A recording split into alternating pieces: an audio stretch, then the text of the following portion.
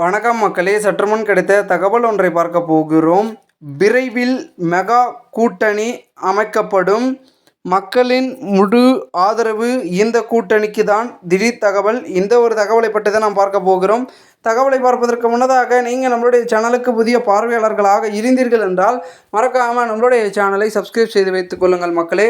தற்பொழுது காலமாக தொடர்ந்து, அதாவது அரை நூற்று ஆண்டு காலம் 50 ஆண்டு காலத்தில் தற்பொழுது அரசியலில் கூட்டணி என்றால் அது இரு கூட்டணி தான்.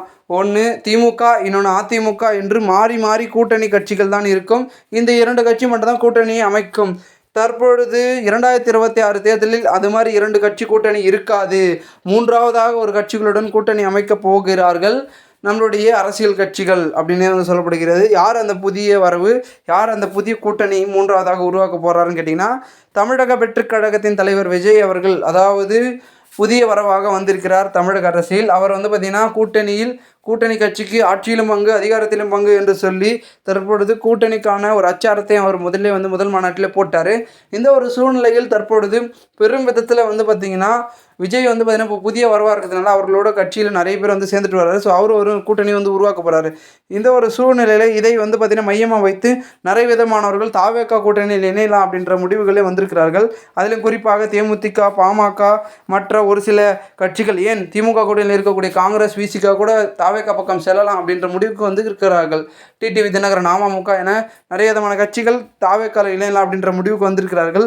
அதில் பார்த்திங்கன்னா விரைவில் மெகா கூட்டணி அமைக்கப்படும் அப்படின்றத அன்புமணி அவர்கள் தெரிவிச்சிருக்கிறார்கள். அதாவது வரும் சட்டமன்ற தேர்தலில் திமுக நிச்சயமாக படுதோல்வி அடையும் என்றும் அன்புமணி தெரிவித்துள்ளார்.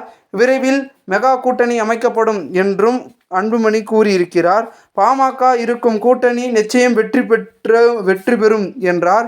கட்சி பிரச்சனை குறித்து கேள்விக்கு, உட்கட்சி பிரச்சனைகள் நாங்கள் பார்த்து கொள்வோம், கட்சிக்காரர்களிடம் அது பற்றி பேசுவேன், மீடியாவில் அல்ல என்று பார்த்திங்கன்னா ஒரு பக்கம் பதிலை அளித்து கூட்டணிக்கான ஒரு சூசகமான பதிலையும் சொல்லிவிட்டார்.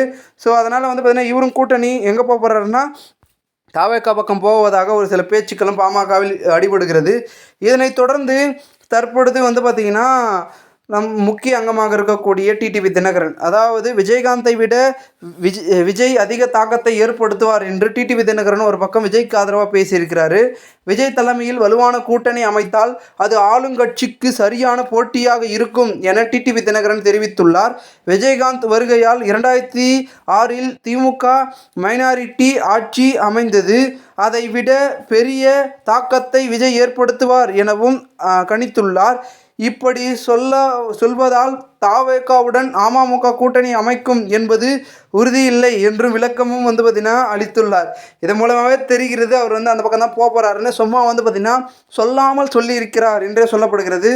இதனைத் தொடர்ந்து தற்பொழுது பெரும் விதத்தில் பார்த்திங்கன்னா கூட்டணி என்பது அடுத்தடுத்து உருவாகி கொண்டிருக்கிறது என்பது இதன் மூலமாக தெரிகிறது. இன்னொரு பக்கம் பார்த்திங்கன்னா தாவேகாவுடன் விசிகாவும் காங்கிரஸும் பேச்சுவார்த்தை நடத்துது அப்படின்றத நயினார் நாகேந்திரன் ஒரு பக்கம் தெரிவிச்சிருந்தார்.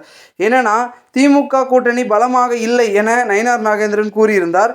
இது குறித்து திருவள்ளூரில் பேசிய அவர், திமுக கூட்டணியில் உள்ள காங்கிரசும் விசிகாவும் தற்பொழுது தாவேகாவுடன் பேச்சுவார்த்தை நடத்துவதாக தெரிவித்துள்ளார். மேலும் எந்த கூட்டணி எப்படி இருந்தாலும் சரி, வரும் தேர்தலில் என்டிஏ கூட்டணி நிச்சயமாக வெல்லும் எனவும் உறுதியாக கூறியிருந்தார். இவருடைய இந்த பேச்சு அரசியல் வட்டாரத்தில் பரபரத்தை கிளப்பி இருக்கிறது. ஏனென்றால் திமுக கூட்டணியில் இருக்கவங்க இப்போ அந்த பக்கம் போகிறாங்கன்னு போனாங்கன்னா திமுகவுக்கு பலம் குறையும், வெற்றி தாவேகாவுக்கு தான். ஸோ என்ன நடக்கிறது என்பதை பொறுத்து பார்ப்போம். மேலும் இந்த ஒரு தகவலை குறித்த பொதுமக்கள் உங்களுடைய கருத்துக்களை கூறுங்கள். இதுபோன்று நீங்கள் அரசியல் சார்ந்த நிகழ்வுகளாம் தினசரி செய்து கொள்ள சேனலை சப்ஸ்கிரைப் பண்ணுங்கள். நன்றி, வணக்கம்.